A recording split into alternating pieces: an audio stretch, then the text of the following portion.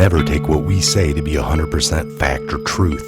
Do your own research, connect your own dots, and come to your own conclusions based on that. Dig for the truth. The days of eating auto-truth are over.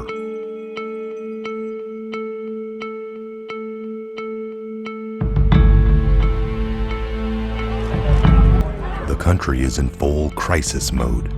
We have streets full of angry protesters and angry cops. We as a nation are facing a trying time of disunity and racial tensions. But there's still hope. A country in crisis. There will come a morning when the protests stop, the rioting ends, the fires are extinguished, and insufficiently woke editors will cease to be intimidated. The Democratic leadership will no longer take a knee. Before us will be shopping malls littered with shards of glass and merchandise that looters couldn't carry off. The burned out vehicles and the rubble of once visible businesses will scar our communities. The very notion of people of color will become less meaningful as the Korean dry cleaner weeps over the ruins of his business. The Palestine American in Chicago looks at the liquor store he inherited from his father and wonders if he can rebuild the business. The Asian restaurant owner whose small takeout order establishment supported a family and sent 2 children to college will wonder where to begin and pick up again. The black firefighter who built a sports bar that was burned to the ground will ask the very same question.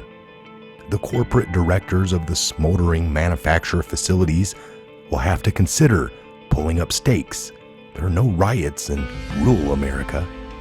The injured or assassinated police, by they be white, black, or any other color, will be remembered by their fellow officers and many in their communities as having been blue.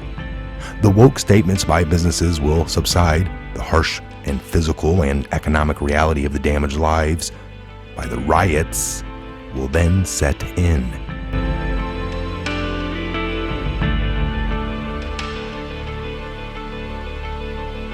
There is nothing united in many states of America. They are, in fact, deeply divided states in crisis.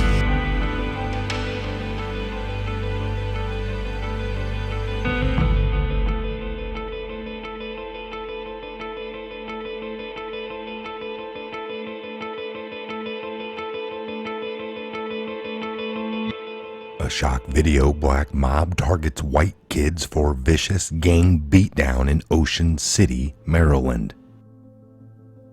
Warning: graphic content ahead. This episode contains content that may be disturbing to some viewers. Viewer discretion is advised. What you're about to see is what the left wants to replace the police with. A vicious black mob targeted white kids on the boardwalk in Ocean City, Maryland on Tuesday night in a gruesome scene that was caught on video by a couple in a motel room with a bird's eye view of the event. White kids were beaten senseless and presumably robbed by a large group of blacks who cackled on and cheered on the thuggery as it took place. We are equally horrified by the actions displayed on social media, video depicting the violence and the unruly crowds. This behavior has no place in Ocean City, and violence like this will not be tolerated. The town of OCPD are working immediately on addressing this disturbing behavior. Ocean City Mayor Rick Meehan said.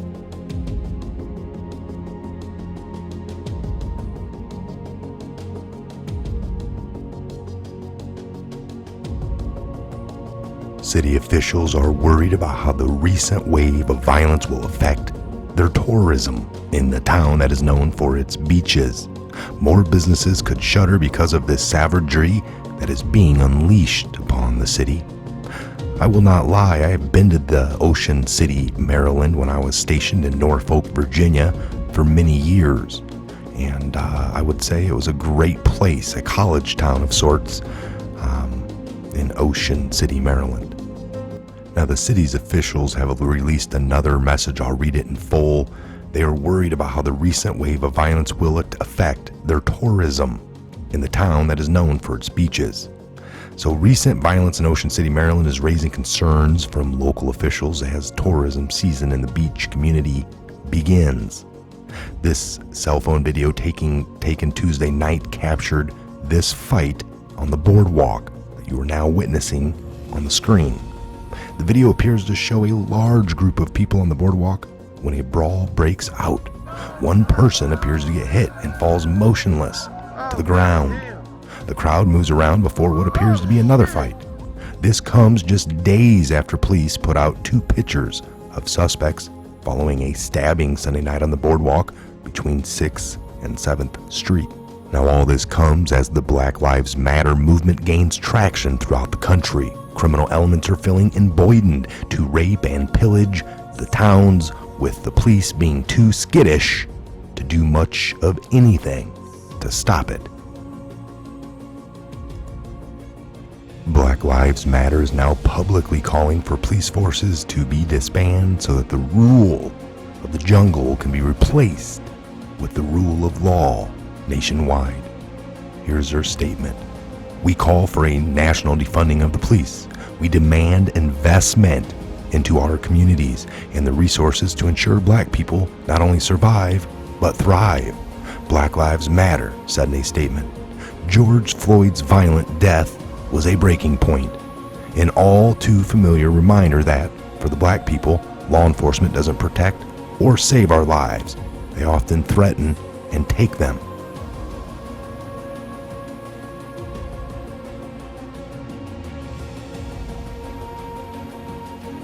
I just ask everybody to pray. Patriots, pray. Again, I am Michael. This is the Patriot Hour. Look for more videos throughout the day. And please subscribe to this channel. We appreciate all the support. We are heavily shadow banned. We have been demonetized at the beginning of the COVID, basically. So we appreciate all the support you guys have done. The only thing left here is for you to share the videos to all of your social medias while you can. And if you want to support the Patriot Hour anyway, the links are below. And we appreciate it. Thank you so much. Again, God bless, Godspeed to each and every one of you. And where we go one, we go all.